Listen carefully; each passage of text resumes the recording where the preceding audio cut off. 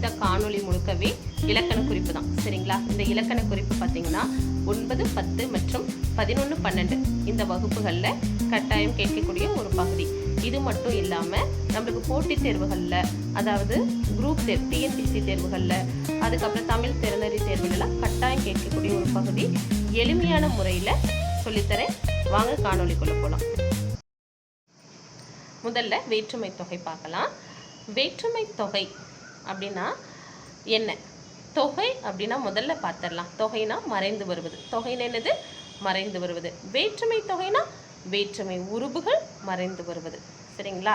எப்பவுமே இலக்கணத்தை பொறுத்த வரைக்கும் தலைப்பை நல்லா படிக்கணும். சரிங்களா? வேற்றுமை உருபுகள் மறைந்து வருவது வேற்றுமை தொகை. அப்போ வேற்றுமை உருபுகள் என்னென்ன? ஐ, ஆல், கு, இன்னது, கண். எது? ஐயால், கு, இன்னது, கண். சரி, இந்த எழுத்துக்களுக்கு பின்னாடி வேற இருக்கா அப்படின்னா இருக்கு. ஐனா ஐ மட்டும்தான். ஆள் அப்படிங்கிறதுல ஆண், ஒடு, ஓடு, அதாவது ஆளான், ஒடு, ஓடு. ஐ பார்த்தாச்சு, ஆள் பார்த்தாச்சு. கு அதுக்கு பின்னாடி எதுவும் இல்லை. இன்னுக்கு பின்னாடி இல் அப்படிங்கிறது இருக்கு. ஐயால், கு, இன். அதுக்கப்புறம் அது, அதில் ஆது அப்படிங்கிற ஒரு வார்த்தை மறைஞ்சிருக்கு. அப்போ ஐயால், கு, இன்னது, கண். இதுதான் வேற்றுமை உருபுகள். சரிங்களா? அப்போ இது என்னென்ன வேற்றுமை உருபுகள் நமக்கு தெரிஞ்சிருக்கணும். ஐ அப்படின்னா எத்தனாவது வேற்றுமை? இரண்டாம் வேற்றுமை.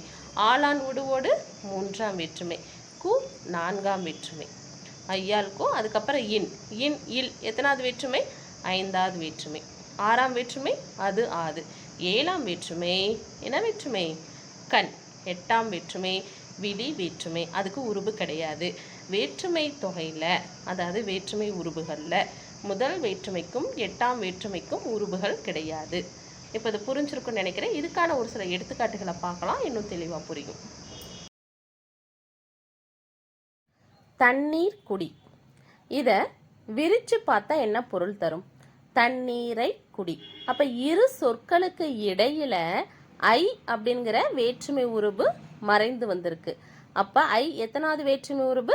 இரண்டாம் வேற்றுமை உருபு. அப்ப இரண்டாம் வேற்றுமை தொகை.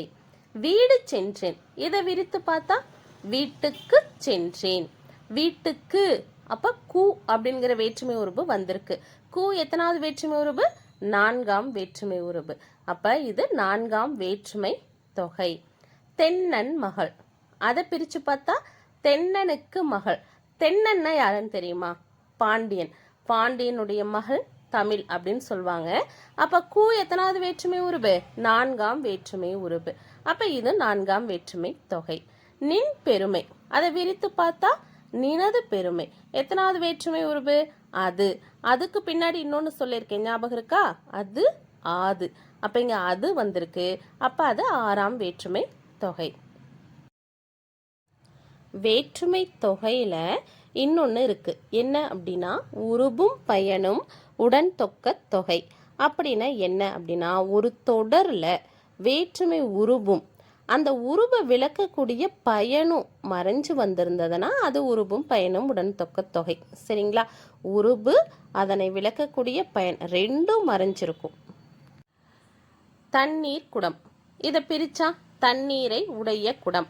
அந்த குடம் நிறைய தண்ணீர் இருக்குன்னு பொருள். சரிங்களா? அப்ப எத்தனாவது வேற்றுமை உருபு மறைஞ்சிருக்கு? ஐ. அதோட பயன் தரக்கூடிய சொல் உடைய. அப்ப இது ரெண்டும் மறைஞ்சதுனால உருபும் பயனும் உடன் தொக்க தொகை. எத்தனாவது வேற்றுமை உருபுன்னு பார்த்துட்டு அதை எழுதணும். அப்ப ஐ இரண்டாம் வேற்றுமை உருபுங்கிறதுனால இரண்டாம் வேற்றுமை உருபும் பயனும் உடன் தொக்க தொகைன்னு எழுதணும். மோர்பானை.